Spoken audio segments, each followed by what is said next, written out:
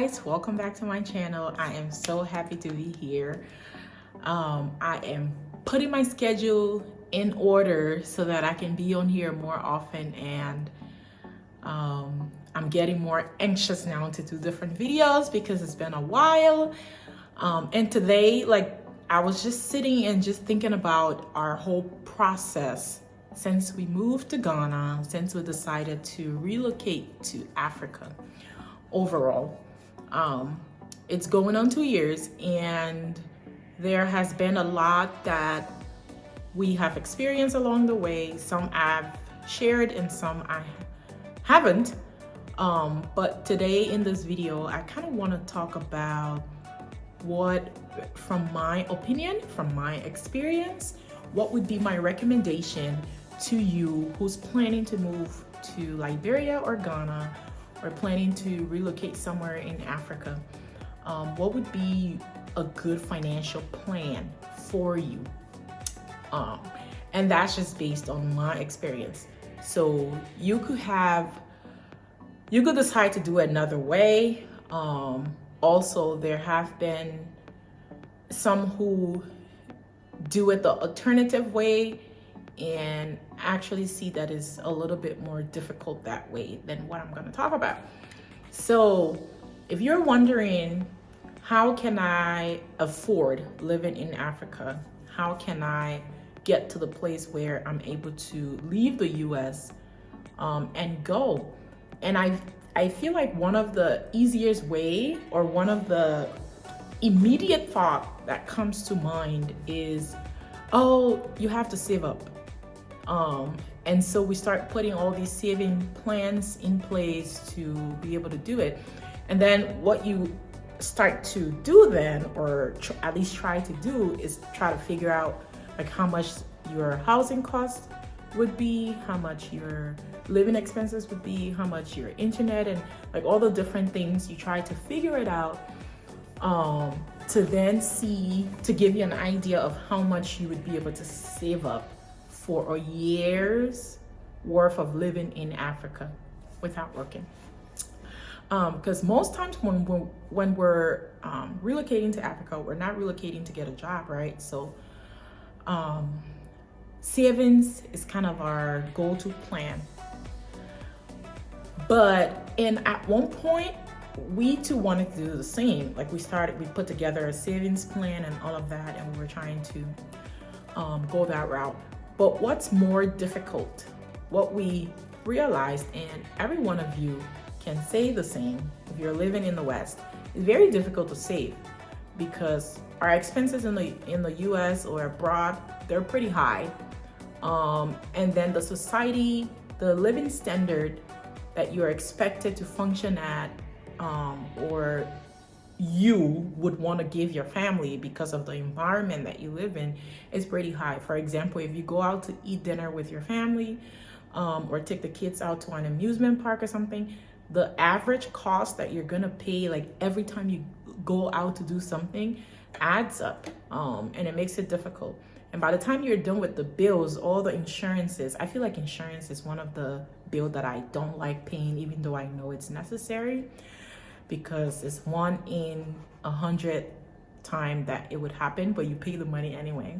So you get done paying all of that, you don't have a whole lot left. And sometimes you manage to put $1,000 away every month, or $2,000 every month, and you've been able to save that for the last 6 months, and you have either $5,000 or $10,000 set aside. Boom, something happens either back here in Africa, or something happens in the US, and you have to go to that money. Yeah, it feels good to have a stash that you can go to and take care of that issue without going to a friend or a relative. However, it cuts into your plan of coming up with what you need to come back to Africa. And the second thing is, you would realize that what you actually need to live for a year in Africa would be higher than you thought, or higher than you expected, because Africa deals with lump sum payments. So instead of paying month to month rent, you would have to pay a whole year down. Depending on how expensive the place is, you could be paying anywhere from $3,000 to over $10,000 for the year. So, and that's just living. A lot of different other things. By the time you put the lump sums together to kind of take you for a year, you are trying to save up like 60 grand or so.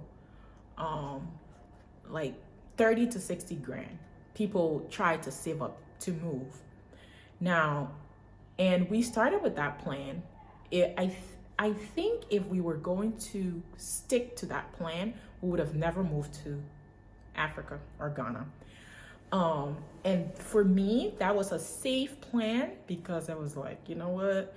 I kind of want to go prepared. To me, that was my interpretation of preparation. For my husband, on the other hand, he had lived in Africa much longer than I did. He went to the US when he was a grown man. So he knew exactly what Africa gave. I left Africa when I was a kid. So I didn't understand what it felt like to live in Liberia, or any parts of Africa as an adult. So that knowledge really helped us in our planning. The first thing he decided was even though we were saving to be able to help the move, he wasn't going to leave the US without a job, a remote job. And because he works in technology, it made it really easy to do that. So his goal was to get a technology job. And I was like, work from here. But it made a lot of sense because for him, it wasn't about the salary. It was about, can I have a reliable income? Because in the US, your employer is not going to owe you money. They're not going to say, sorry, this 2 weeks we can't pay, or this month we can't pay. So even if it's $500, it's consistent. You can plan your life around that $500. That was kind of where he was coming from. So when he actually left his high-paying job, he took a pay cut. And I wasn't comfortable with it, but I saw the value in it. He explained to me that the remote option and the flexibility that remote give is going to help us transition to Africa, since that was our goal. And today I see the benefit of that. So my advice to you, if you're trying to relocate to Africa, yeah, you still need to save up a little bit of money, because for us, we were able to save up like 1 year of housing, because you got to pay. Sometimes a landlord would say pay 6 months, but in most cases they would say pay a year. So plan for a year. So we were able to come up with that year's worth of rent. And then the living expenses, like the food and those little things, we didn't have to save up for that because we had a recurring income that was stable. And that's why, to secure our job, which kind of was our family security, we needed some things to be put in place that was consistent so we don't run into issues. And some of those things was like the internet, because remote, you have to use the internet and electricity. Those two things were top on our list. And if you're around and if you're new to the channel and you're wondering why we chose Ghana first, it was kind of because of that. We needed to secure our income, and we needed stable electricity and internet, at least until we can figure out what we're doing. So with the remote, it gives you a peace of mind. Yeah, you get to work while you're in Africa, but even if you were not working remotely from the US, you would still be doing something in Africa. You would still be busy. And it may not give you the worth that you hope to get. So with the remote, it's more stable. You can plan your living expenses within it. You can manage, say, go for the remote option. One of the reasons why the savings plan doesn't work in Africa, and I've seen, is, I mentioned it first, Africa is a cash society. You cannot go anywhere. You cannot go pick up a car and say, I'll give you $3,000 down and I'll pay the rest in 5 years. You don't do that. You don't do it with a house. You don't do it. So anything you want to own, you have to pay cash. There's not a system in place to track people when it comes to payment. So it's difficult for people to just give you things on credit. So you have to have your money to pay. And because those things are, some things would be needed, if you save up and you come, you would realize that your plan won't go as planned. You're going to go into that money because you would need to pay lump sum for a lot of different things. Secondly, there will be a lot of pop-ups. You can't plan enough for Africa. You can just have baseline. There are things that happen here and there. There are changes. There are so many things that happen that wasn't part of your plan, and you just have to adjust your sail. So you would realize that you're going into that money a lot more than you would have hoped. By the time you realize the 1 year living expenses that you put aside is no longer 1 year, is 6 months.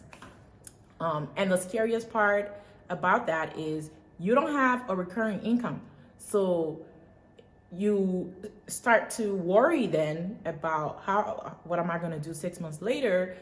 Or let's say you plan to do a business, but the business has not picked up. It also it troubles you because now your living expenses is going down. So sooner or later, you might be at a place where you need to support yourself in addition to the business, because the business is not at a place yet to support you. So that plan should not be your first plan. Like savings plan should not be your primary plan. Right now, if you have a 5-year goal, if you have a 3-year goal to relocate back to Africa, find yourself a remote job. And I know some of you would say, how do I get a remote job?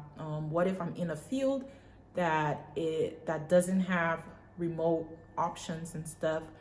I will do another video after this one talking to you about how to get remote jobs and what kind of remote jobs you could get to transition into. But you want to get yourself a remote job and transition into it as soon as possible so that you get used to working, and then you can worry about saving up a little bit of money for the initial lump sum payments, and then your remote job will kind of take care of your everyday expenses and stuff. And because you have that income, no matter what happens, you're assured that something else is coming 2 weeks later, So that has been what has sustained our stay, I would say, because we've been through a lot of curveballs. And if we didn't have that recurring income, it would have gotten really tight. We would have gone into our savings a lot more and like go down in the ditch, especially when you're traveling back and forth and all of those things. And nobody moves to Africa to like downgrade your life. You kind of want to live a decent life like you did in the US or in the UK. So you need to plan well, save up some money, but that should not be your initial plan for being in Africa. I've seen a lot of people who, even in Ghana here, people who I used to follow before and watch their journey, relocated back to wherever they came from because they ran out of money and they didn't have a job. So don't do that. We're still here almost 2 years later, and we're not going anywhere because we have a stable income. So that's not even something that we worry about. And God forbid if that were to go away, we just find another one. Nowadays, it's very easy. So, but I'll give you guys some tips on how to go about that in the next video.